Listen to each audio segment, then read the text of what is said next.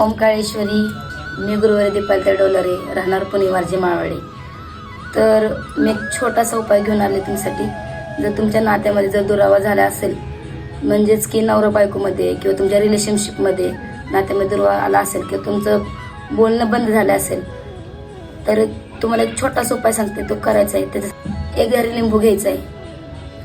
त्या लिंबावर जे व्यक्ती तुमच्यासोबत बोलत नाहीये त्या व्यक्तीचं लिंबावर लाल पेनाने नाव लिहायचं आहे. लाल पेनाने नाव लिहिल्याच्या नंतर याचे 2 भाग करायचे आहेत. त्याच्यामध्ये काळं उडीद, पिवळी मोहरी, काळं तीळ त्यात भरायचं आहे. ते भरल्याच्या नंतर हळदी कुंकू गुलाल त्यात अर्पण करायचे आहे. एवढं अर्पण, हे सगळं अर्पण केल्याच्या नंतर त्याच्यावर कापराची ज्योत ठेवायची आहे. ज्योत ठेवल्याच्या नंतर त्या व्यक्तीचा फोटो, म्हणजेच की तुमच्या घरात जे देवघर असेल त्या देवघरासमोर त्या देवघरात बसायचं आहे आणि त्या व्यक्तीचा फोटो त्या तुमच्या समोर ठेवायचा आहे.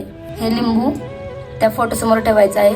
तसंच 1 वाटी घ्यायची आहे. एका वाटीमध्ये शुभ अक्षदा, 21 लवंग आणि 5 कापराच्या वड्या घ्यायच्या आहेत.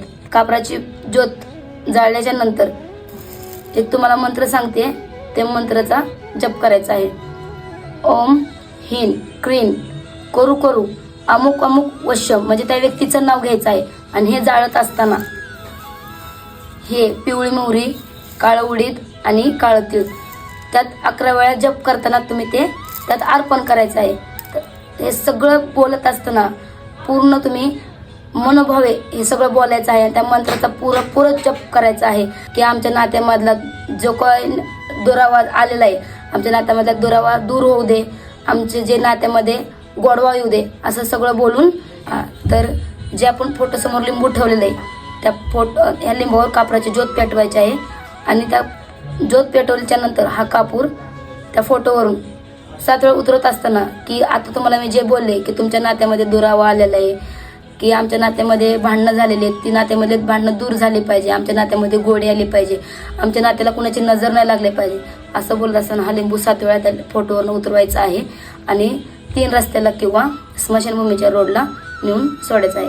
हा उपाय तुम्हाला 5 शनिवार किंवा 5 बुधवार करायचा आहे. आणि हा उपाय संध्याकाळच्या टायमिंगला करायचा आहे. जर तुमच्या नात्यामध्ये जर दुरावा झालेला आहे किंवा तुमच्या नात्यामध्ये भांडणं, रिलेशनशिपमध्ये जर भांडणं झालेले आहेत, नक्कीच हा तुम्ही उपाय करून पहा. नक्कीच तुमच्या नात्यामधले दुरावा दूर होईल. हा व्हिडिओ तुम्ही व्यवस्थित पहा आणि हा उपाय करा. ओंकारेश्वरी.